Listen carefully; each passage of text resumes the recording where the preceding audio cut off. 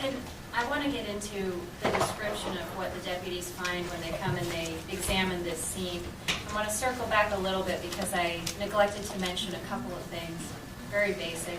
But when Mr. Kelly went out onto his patio and when he fired the shots in the upward direction and he sees the individuals with the backpacks run off, he also notices something else. He notices movement coming from a different direction further away. He doesn't see people at that time, but he notices movement, and he thinks that perhaps there are other individuals out there. When the deputies arrive the first time on scene, he mentions to those deputies that there might have been two groups out there, and that's something that he tells them from the very beginning, so I wanted to make sure I didn't forget to mention that.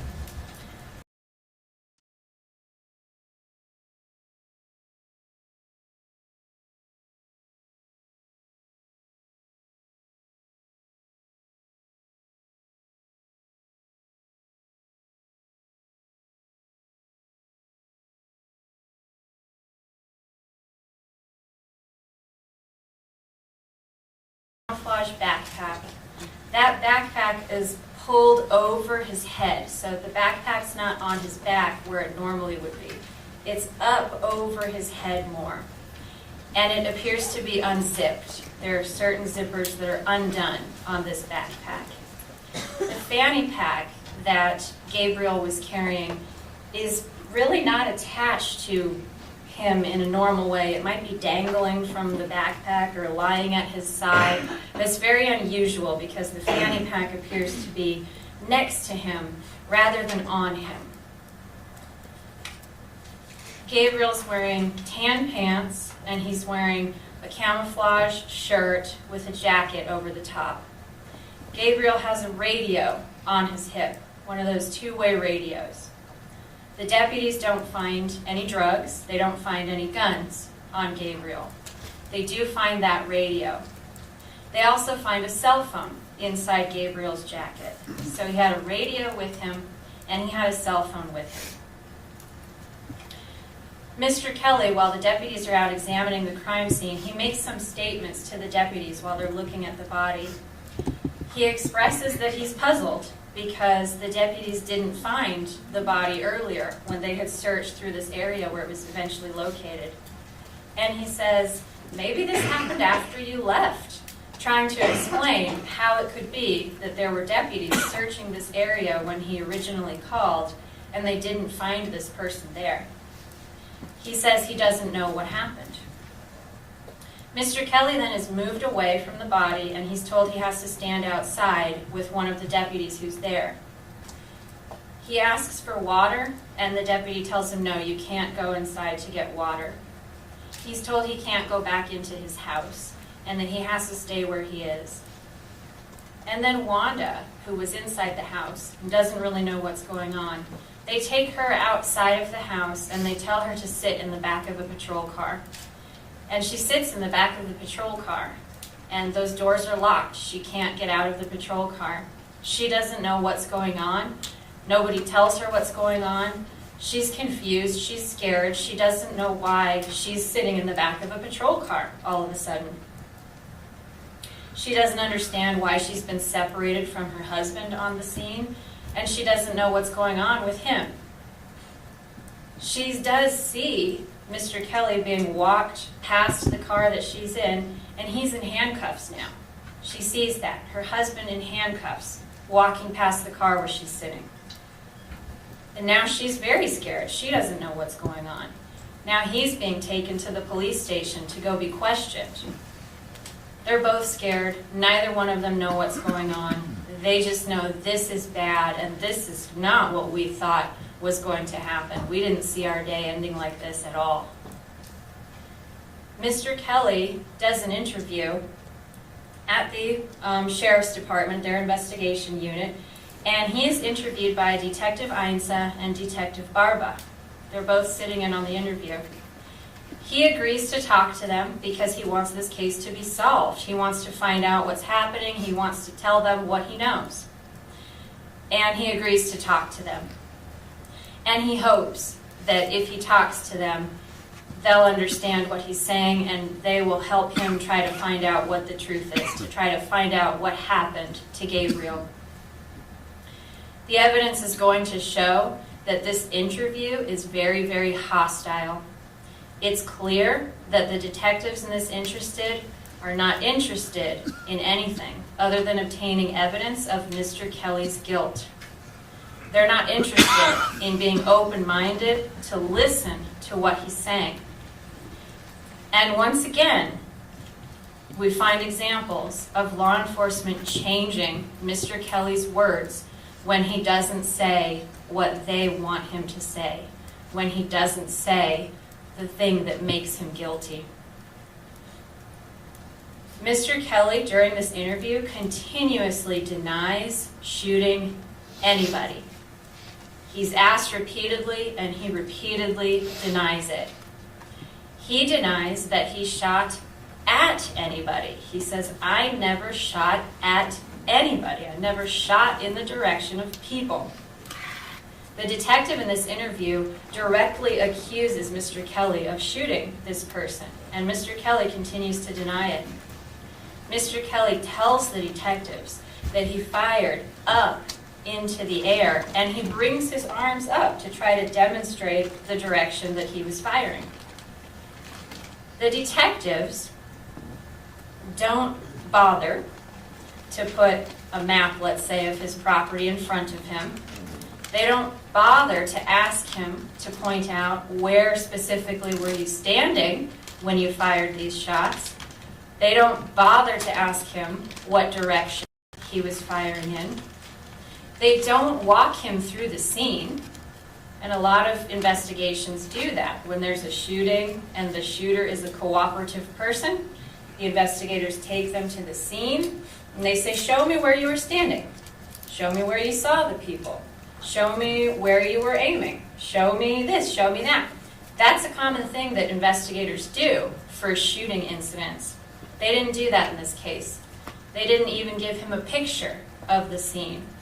They didn't have him draw anything. They didn't allow him to do anything to truly show them where he was, where these people were, and which direction he was firing in. They didn't bother. In this interview, they tell Mr. Kelly that they're going to do ballistics. And they tell him, listen, we're going to do ballistics. If those ballistics show that that bullet came from your gun, then you're going to be in really big trouble.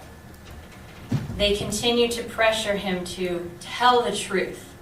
They tell him to help yourself out. In spite of all of this browbeating that he's getting by these detectives, he doesn't waver. He continues to tell them what happened. At one point in this interview, the detective tells Mr. Kelly that his statements don't add up. He says, they're inconsistent. You're making inconsistent statements. Mr. Kelly asks the detective, he says, what do you mean? In what way are my statements inconsistent? What do you mean? And the detective doesn't tell him. He just says, well, what we've heard on scene, what you're saying here, it doesn't match, doesn't add up, doesn't give him any opportunity to explain or to clarify or to otherwise try to bring some understanding where there might be a misunderstanding. The detective doesn't give specific examples to Mr. Kelly. Well, here's what was said here, and this is inconsistent with what you're saying now. Doesn't do that. They've already decided that he's guilty. And then the detectives do something even worse than that. They go beyond browbeating. They go beyond not listening.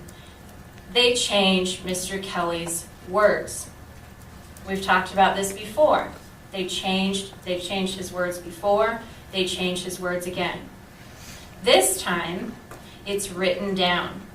This time, it is recorded. And this time, there is no denying that what these law enforcement officials did was change Mr. Kelly's words. The detective writes down on a booking form, which is a form you fill out when you're arresting someone, and you write down, here's the probable cause we have for arresting this person. On that form, the detective writes down that Mr. Kelly admitted in this interview that he shot at multiple subjects. That was written. It was written on the booking form. Mr. Kelly admitted that he shot at multiple subjects. This isn't true. Mr. Kelly did not ever say that in the interview. And this is recorded and this is transcribed. The detective will acknowledge that that's what he did. He changed Mr. Kelly's words. He wrote down essentially that Mr. Kelly confessed to this offense when Mr. Kelly did no such thing. He changed Mr. Kelly's words so that what the detectives say Mr. Kelly said is the opposite of what Mr. Kelly said.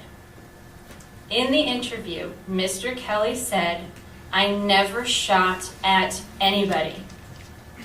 And on the booking form, the detective wrote down, Mr. Kelly was interviewed and admitted to shooting at multiple subjects. The evidence will show that the detectives changed Mr. Kelly's words.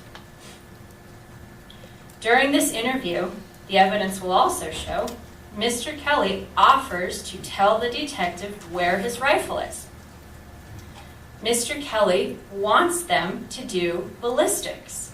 Mr. Kelly hopes that they find a bullet. Mr. Kelly knows that he did not shoot this person, and so he wants to help them out. So he says to the detective, "I'll tell you where the rifle is." The detective says, "No, we'll just get a search warrant." At this point, Mr. Kelly's been so browbeat, he just goes, "Okay, fine, fine." The detective's not interested in Mr. Kelly's help. And later, the evidence will show that that gets turned into this argument about Mr. Kelly trying to hide his weapon from investigators, when in fact the opposite happened.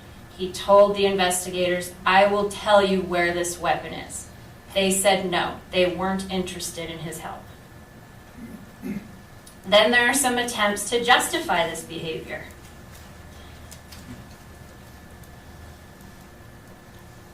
The same detective, the one who filled out the booking form and put the wrong words in the booking form, at first, and earlier in this case, there was a preliminary hearing where that detective testified, and he was asked about that.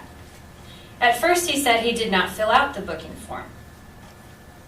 And he said, "Nope, I have nothing to do with the booking. I didn't fill out that form." That was not true. That's what that detective said under oath. Later, at another hearing in this case, the detective eventually admitted, "Yes, I did fill out that booking form." So the detective came around and changed what he was saying. He made inconsistent statements, that detective, and those were made under oath. At another hearing, that same detective was asked about his reasons for arresting Mr. Kelly. And he justified Mr. Kelly's arrest by saying he made inconsistent statements. When actually, when the detective was challenged to provide what were those statements that Mr. Kelly made that were so inconsistent, the detective couldn't provide those, and so the detective just made something up. This is at a hearing, under oath. The detective testified under oath that Mr. Kelly, in his interview, the initial interview he had with the detective, first denied having shot his rifle at all, and then later Mr. Kelly admitted to firing his rifle. That was brought forward by the detective as one of Mr. Kelly's inconsistent statements to justify arresting him. Once again, not true. Mr. Kelly never ever denied firing his rifle. The detective was having a hard time with these questions, and so he just made up an inconsistency that didn't exist. The investigators in this case have obviously decided that if evidence against Mr. Kelly doesn't exist, or if they can't think of it in the moment, it is okay to just make it up.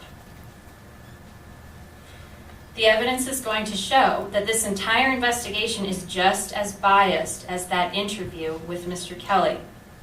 Law enforcement officials are putting words into his mouth that he never said. They accuse and confront him in his interview, and they act later to confirm their own bias rather than finding the truth.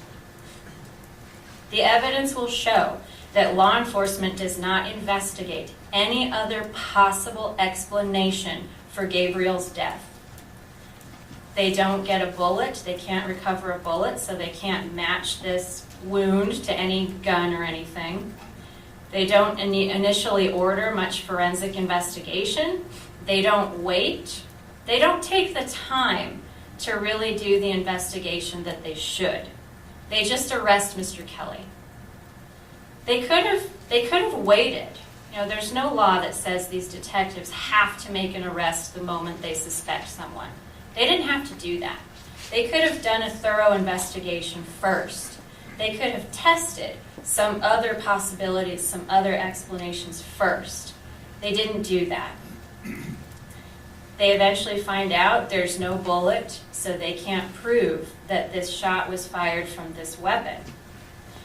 And now there's no way for them to even prove which kind of weapon caused the wound that killed Gabriel. So now the investigation is in a difficult place. It's a weaker case. This investigation desperately needs witnesses now.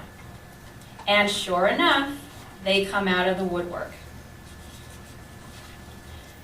There are a number of different people who've come forward in this investigation and claimed that they were witnesses to this event. The state's here in this trial, and you're going to hear from one person. You're going to hear from Daniel, who says he was with Gabriel. Daniel says he's the only person who was with Gabriel when this happened, the only person who saw what happened. Well, it's odd then, because there are other people who've come forward and said, no, I was there. No, I was there. More than one. And those folks are making false reports about Mr. Kelly. They did so pretty quickly, as it turns out.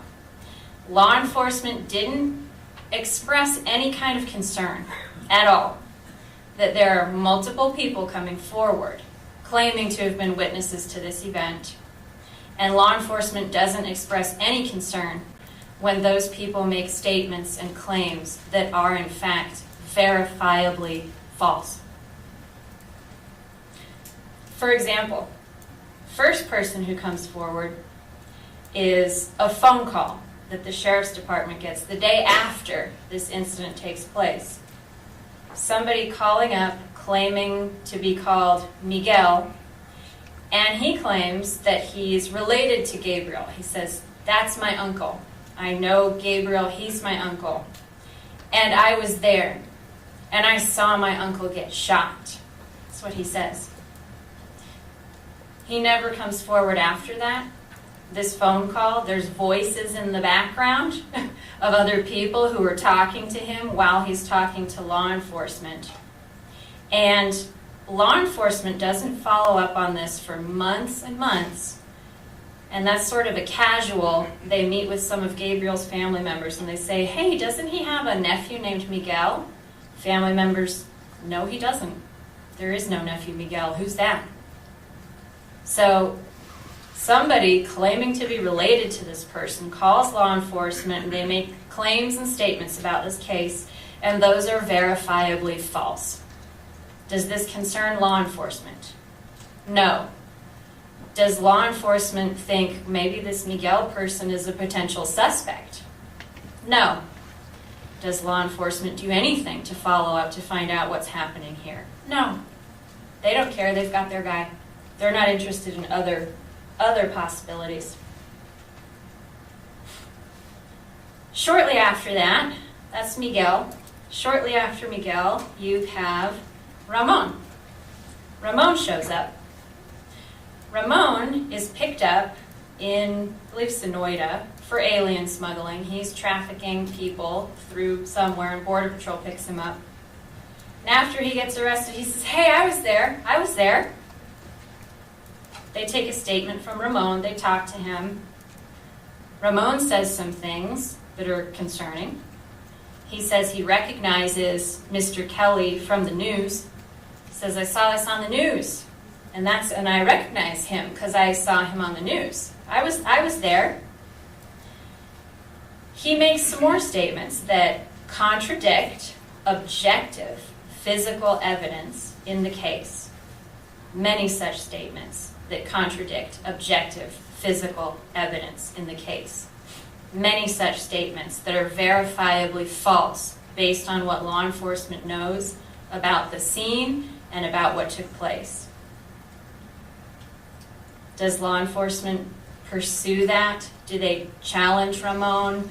Do they consider Ramon to be a possible suspect? Do they ask questions about why now not one person but two people have come forward to say, Mr. Kelly did it, he's the bad guy, and those statements don't match up with anything and they seem to be false statements? Is that a concern for law enforcement? No, they have their guy. They don't need to worry about investigating other things. So we get Miguel, we get Ramon, then we get Daniel. Daniel comes forward in a very controlled manner. This is controlled by Gabriel's family and controlled by a supposed family member who goes by the name of Juan Carlos Rodriguez. That person somehow communicates with the sheriff's department, and that person says, okay, we found someone. We have someone who was with Gabriel when he died. It's this guy, it's Daniel. Okay. So the family arranges for Daniel to come talk to law enforcement about what happened. And then we have another strange thing occur in this case. The Sheriff Hathaway himself personally decides to get involved in this case. And Sheriff Hathaway himself personally, as part of this investigation, goes into Mexico to conduct this criminal investigation. And he goes in there, the evidence is going to show twice.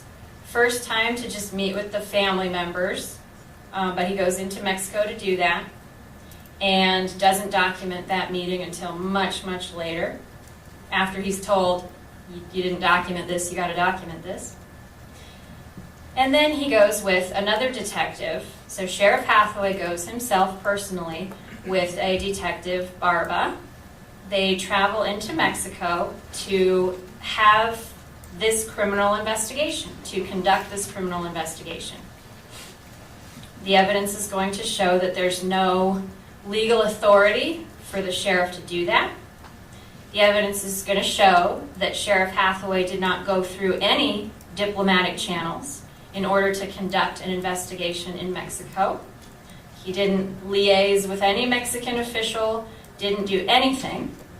He just went into Mexico to meet with the witness at a hotel across the line. He went with Detective Barba, as I mentioned.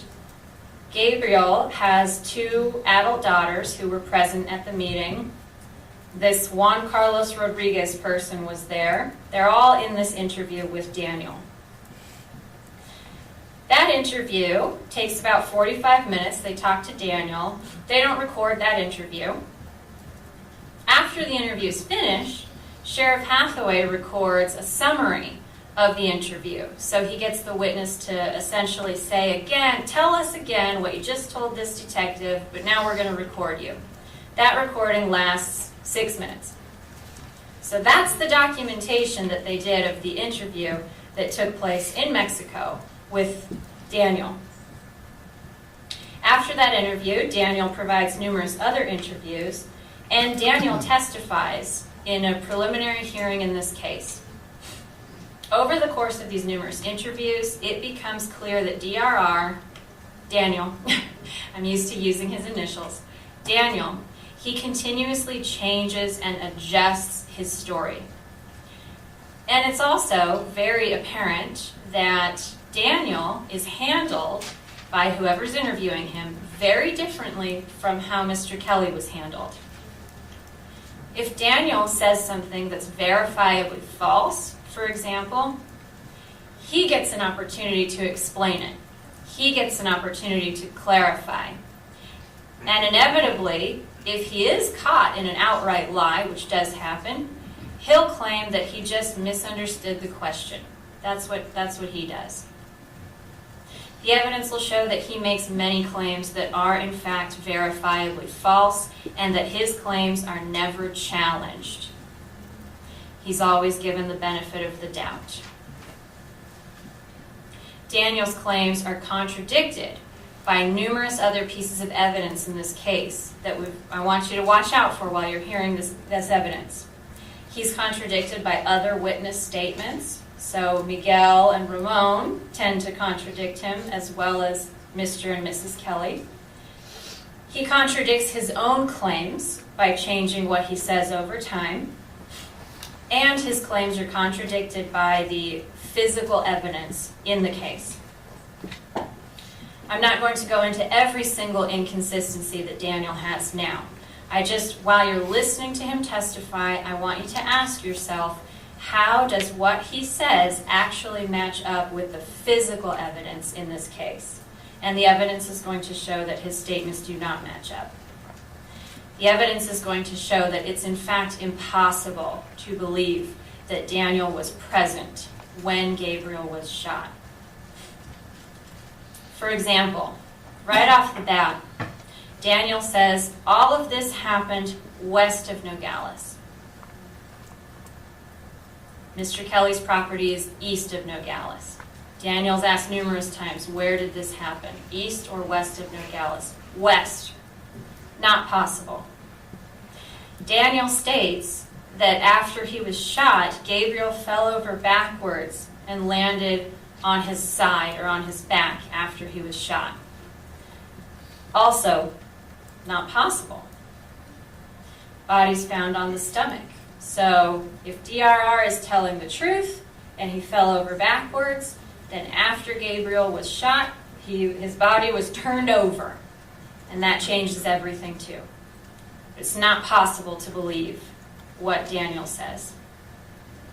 Daniel also says that right after the shooting took place, Mr. Kelly stood over Gabriel's body. That Daniel saw that. He looked back, he was close, he saw him. He saw Mr. Kelly standing right there over Gabriel's body.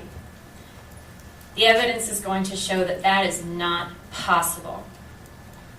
Not only is this 115 yards away from where Mr. Kelly was when he was firing, in order for Mr. Kelly to stand over Gabriel's body, he has to climb over 2 barbed wire fences and cover that distance in a very short time at his age. That's not possible. The evidence is going to show that. The evidence is going to show that Mr. Kelly is actually seen on camera by Border Patrol in a very different area after this shooting happens. Nowhere near where Gabriel is found. Daniel also says that this shooting happened right next to the border wall. He says we were 15 meters away from the border wall. It was right there when this shooting happened. Not possible. This took place over a mile and a half as the crow flies away from the border wall. Daniel also says that a horse was shot and killed in this incident. Not just shot and killed. And he stuck with that. Shot and killed, and the horse fell down, and I saw the horse fall down. Not possible. Daniel also says that Gabriel was not wearing a two-way radio. He says, I was there, I was with Gabriel. He was just a migrant looking for the American dream. He was not wearing a radio. Not possible. Gabriel was wearing a radio.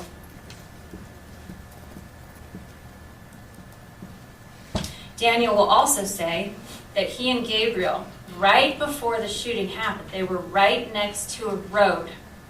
And he got specific. He said it's the road that Border Patrol uses to get to the end of the wall. It's the road that goes to the end of the wall. Not possible. There is a road that Border Patrol uses. There is a road that goes to the end of the wall. It's not on Mr. Kelly's property. It's further away. So not possible. There are many, many of these examples, but we'll wait to see what Daniel actually has to say. The biggest three examples of these impossible statements are that the horse was shot and killed, that Mr. Kelly stood over Gabriel's body, and that this happened right next to the border wall. Those are huge. Those are not explainable by any conclusion other than Daniel was not there. Daniel did not witness this at all.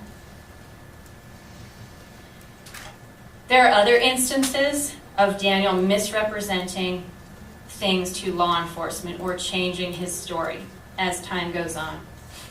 At first, when he meets up with Sheriff Hathaway and Detective Barba, he says that Gabriel was the smuggler. Gabriel was leading the group. Later, he changed his story. No, Gabriel wasn't the smuggler. He just wanted the American dream. It was this other guy. I don't know his name. El Cholo. It was El Cholo. He was leading the group. That's what Daniel says. During an investigation where Daniel is talking to the detectives at the county attorney's office, they ask Daniel, "Have you ever transported drugs into the United States?" Important question. You see what this guy's background is. Have you ever transported drugs into the United States? Daniel says, "No, never. I've never done that." Well, turns out he has. That was not true. He lied about that in this investigation. The defense's investigation revealed that Daniel had been convicted in federal court of transporting marijuana into the United States. He took a plea in federal court under oath where he admitted that he transported drugs into the United States. And he did some time in federal prison as a result of that offense. When he was confronted with this information later, I just misunderstood the question. I thought when you asked me, have I ever transported drugs into the United States, I thought what you meant was, did I have any drugs with me when I was with Gabriel? Does that go challenged? No. No, that explanation's perfectly accepted by law enforcement. Daniel also stated under oath that he had not met with anybody to talk about this case until he was testifying about it. That was not true. When he made that statement, he had already had 2 separate meetings with law enforcement to talk about the case. And whenever he's questioned about any of these statements, he just says, I misunderstood the question. I didn't get it. I didn't understand what you were saying. And law enforcement just accepts those explanations. Nobody from law enforcement ever doubted or questioned Daniel's story. Daniel's statements in this investigation were always accepted as fact, and they were never subjected to any kind of meaningful scrutiny. In fact, maybe you won't be surprised by this, but law enforcement changed Daniel's statements. They changed his words to make those words fit into their story. Daniel did an interview with a detective at the county attorney's office, and the detective was translating what Daniel said to the prosecutor. He was asked in Spanish, where did this happen, east or west of Nogales? He said west. The detective who was questioning him in Spanish said, oeste, west? Daniel said yes. The detective translated that, east. He said east. That's a problem. This keeps happening in this investigation, and that is a problem. Never, in spite of all of this coming out, does law enforcement ever seem to question if they have the right guy. They never seem to question what is going on with this witness. I'm going to leave Daniel for a minute here, but again, I want to come back to the big three. The three things he said that are impossible to believe. A horse was shot and killed when this happened. Impossible to believe. Mr. Kelly was standing over Gabriel's body right after this happened. Impossible to believe. And this happened right next to the border wall, 15 meters away. Impossible to believe.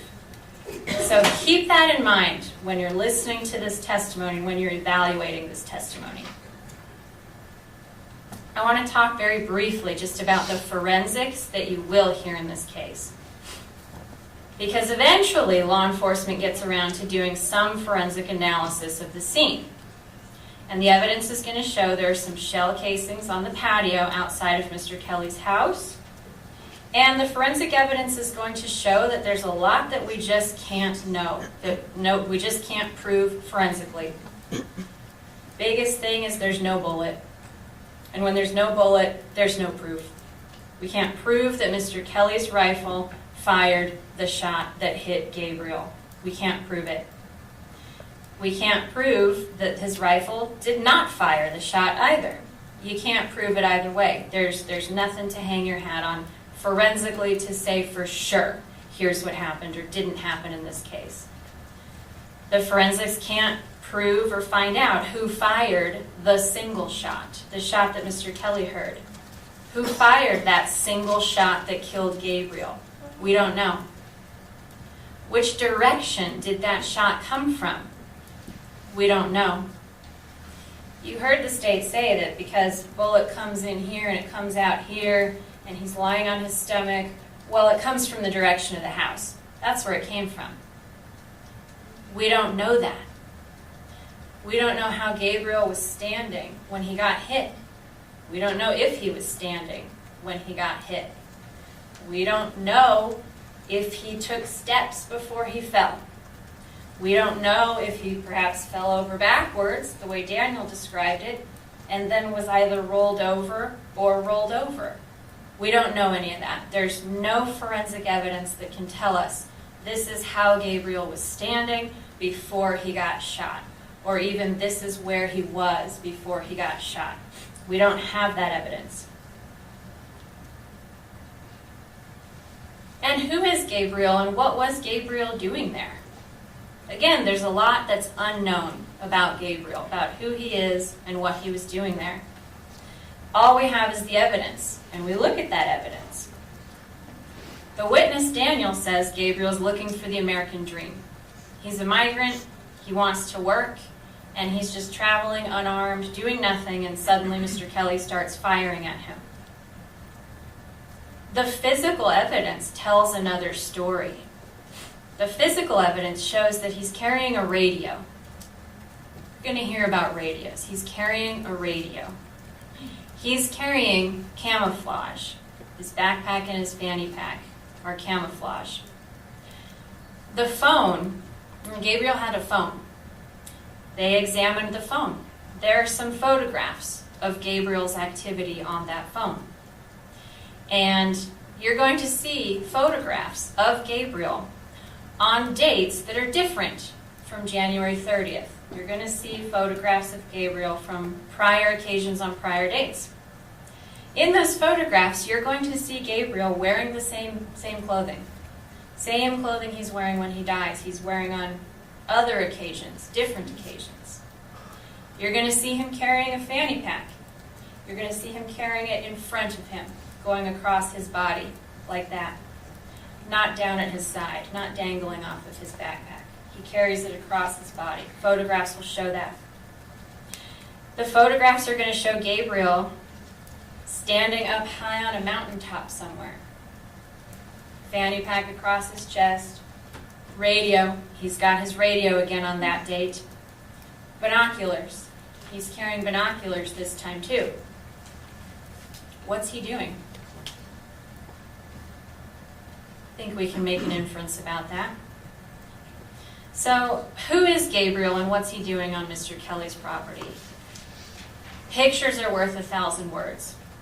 And the pictures show that Gabriel is not somebody who's looking for the American dream. This is somebody who is engaged in trafficking. He's engaged in illegal activity. And I'm not talking about just coming across as an illegal alien. I'm talking about either scouting or smuggling, trafficking people, trafficking drugs. We don't know. But he's trafficking. He's involved in that world. And at the end of the day, the evidence is going to show that Gabriel is living a criminal lifestyle, and criminal lifestyles are dangerous. The evidence will show that there's one shot fired before Mr. Kelly leaves his house, and Gabriel died as a result of one shot. One shot, one bullet hole. That's what the evidence is going to show. The person responsible for firing that single shot is also the person responsible for Gabriel's death that day. And that person is not Mr. Kelly. Law enforcement had a bias going into this investigation, and they wrapped the evidence around Mr. Kelly. They decided he was guilty, and they made it work. They didn't let the evidence lead them to their conclusions. They let their predetermined conclusions lead them to their interpretations of the evidence.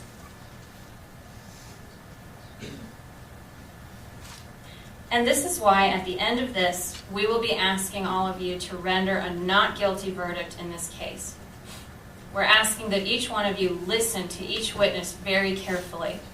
You heard my co-counsel yesterday talk to you about they start with a clean slate. You take them as they are. You start with no preconceived notions. Listen to what they say. Compare what they say to the other evidence in the case. We're asking that you not make the same mistake law enforcement did. Don't start with the mindset that Mr. Kelly shot this person.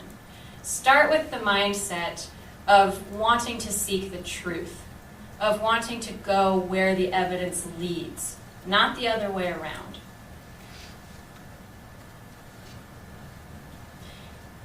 And we're asking you especially to consider the physical evidence in this case.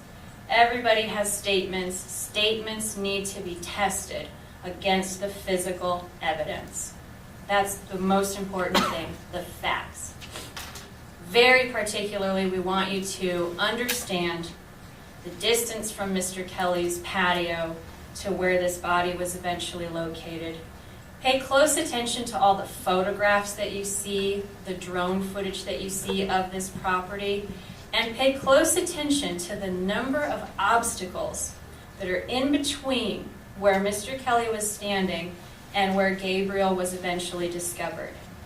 You're going to see pergola legs, you're going to see smokers, you're going to see many, many trees, you're going to see wood piles, you're going to see fences, you're going to see dozens and dozens of obstacles in between where Mr. Kelly was standing and where Gabriel's body was eventually discovered. And you're not going to see in any of those obstacles, you're not going to see a bullet hole. You're not going to see any lead residue, any of those obstacles. The state is going to try to convince you that Mr. Kelly fired 9 shots through this field of obstacles with the intent of hitting Gabriel, who he can barely see from the patio and who he can't see from inside the house. The state is going to try to convince you that 9 shots went through this field of obstacles and left no bullet holes and no lead residue. There's a broken branch in this field of obstacles, a single broken branch. This is a pasture. This field of obstacles is in a pasture. Animals all over this place all the time. In that broken branch, again, there's no bullet hole, there's no lead residue, there's no evidence whatsoever that that branch was hit by a bullet. There's no evidence that any bullets went through this field of obstacles, let alone 9 of them. So keep the physical evidence in mind, keep the forensic evidence in mind when you're listening to witnesses tell their stories. Keep other witness statements in mind to compare with the witnesses that you're hearing. And keep the known facts of the case in mind to have in mind when you're listening to people testify. The facts that can't be disputed. Have those in mind when you're listening to the witnesses. The state in this case is going to ask you to speculate about motives and meanings. He sent this text message. Here's what he meant. This is what he thought. This is what he felt. They're going to ask you to make subjective determinations about what certain phrases mean. They're going to ask you to make subjective determinations about what somebody feels or what somebody thinks. We're not going to ask you to do that. We're going to ask you to not speculate. We're going to ask you to rely on the facts of this case, the facts, the things that we know. And finally, before I wrap up, I just want all of you to remember, co-counsel talked about it yesterday, but remember who has the burden of proof. This table has the burden of proof.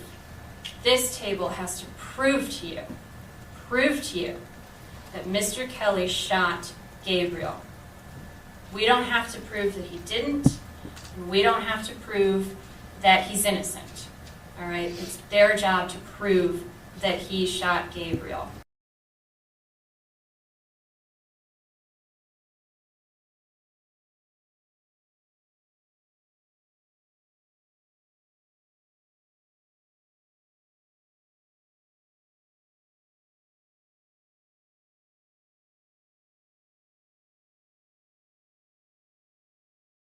Head back for a second.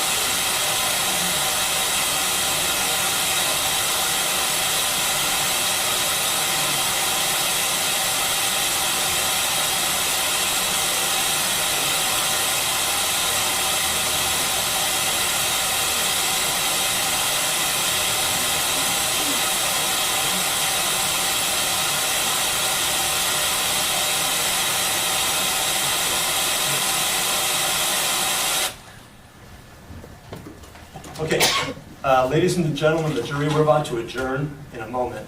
I am going to do something that I neglected to do right after you were sworn, but it's brief.